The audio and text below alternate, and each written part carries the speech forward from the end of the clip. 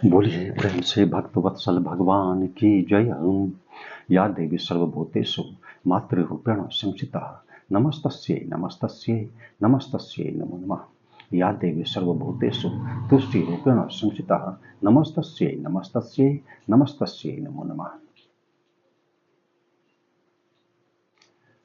बाली का वध हो चुका है और माता तारा शोक से व्याकुल है। पति का वध हो गया, स्वाभाविक ही है। भगवान श्री राम माता तारा के समीप पहुंचे और मां तारा को शोक विह्वल देख उपदेश देने लगे। क्षिति जल पावक गगन समीरा पंच रचित अति अधम शरीरा। ये जो शरीर है पंच महाभूतों का बना हुआ है। ये सब तो, यह शरीर, यह काया तो नश्वर है, नष्ट हो जाने वाली है। एक न एक दिन इसे नष्ट ही हो जाना है, क्योंकि इसका गुणधर्म ही यही है, नष्ट हो जाना है। इसकी उत्पत्ति हुई और चूंकि इसकी उत्पत्ति हुई इसलिए इसका नष्ट हो जाना स्वाभाविक है। यह इसका गुणधर्म है।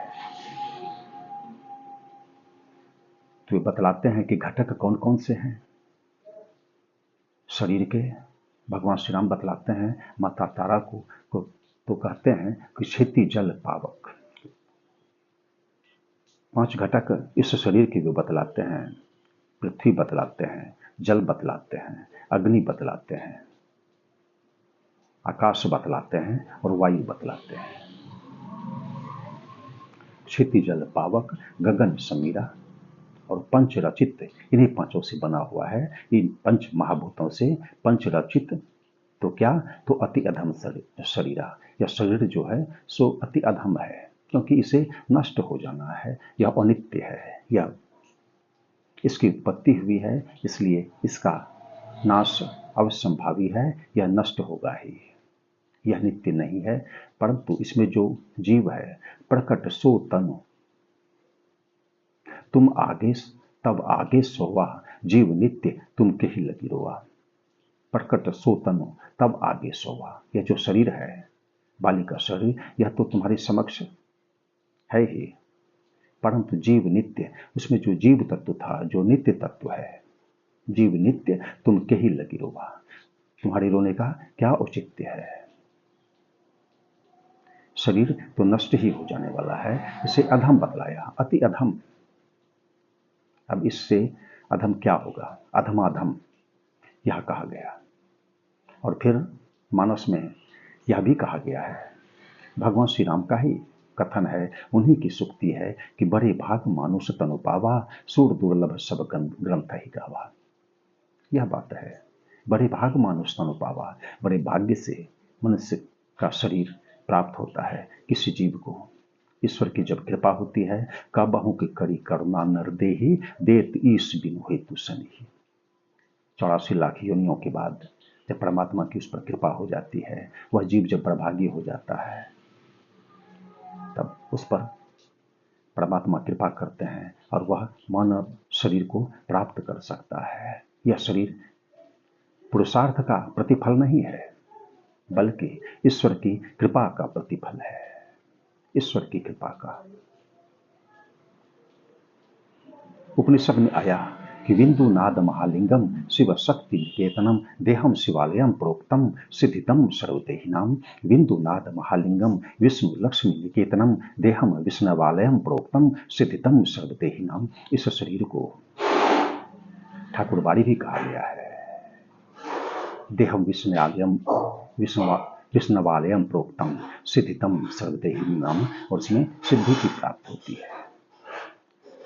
यद्यपि पंच महाभूतों से बना हुआ यह शरीर अधमादम है, तथापि हमें सिद्धि तो इसी शरीर में मिलती है। इसी शरीर में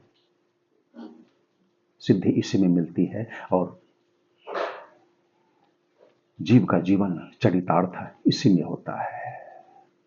मात्र जीवन हो जाना क्या, परंतु जब जीवन चरितार्थ हो जाता है, तब वह जीवन का होना सार्थक होता है। तो दो तरह की बातें हम पाते हैं। एक तरफ इसकी नीचता की बात, अति अधम शरीरा, और फिर बड़े भाग। इस ग्रंथ का नाम है, पूज्यपाद गोस्वामी तुलसीदास जी महाराज ने जिस महाकाव्य की रचना की है उसका नाम है श्री रामचरित मानस। मन से मानस बना, मन संज्ञा पद है और उसका विशेषण क्या हो गया, मन से मानस बन गया। मन से मानस, मन हमारा अंतःकरण है। 4 अंतःकरणों में एक अंतःकरण है, पहला अंतःकरण यही है हमारा मन। मन एव मनुष्यानम कारणम बंध मोक्षयोः, तो मन है। और इसका गुणधर्म क्या है? इसका गुणधर्म तो यह संकल्प करता है, कुछ निर्णय लेता है। मन यह करना है, यह नहीं करना है, कुछ संकल्प लेता है, कुछ ठानता है, तो यह संकल्प लेता है। और इसके पास विकल्प भी है, कहीं कोई असमर्थता हो गई, वह संभव नहीं है, ऐसा भी संभव है, तब क्या करता है? तब यह विकल्प पर भी विचार कर लेता है।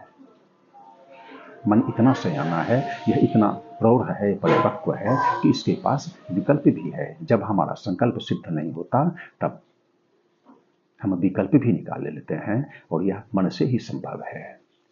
मन से ही हम मनन भी कर पाते हैं। मन में जो क्रियाशीलता होती है वह मनन, यह मन के ही होने का ही परिणाम है, तभी यह संभव हो पाता है। तो दोनों तरह की बातें हम पाते हैं मानस में।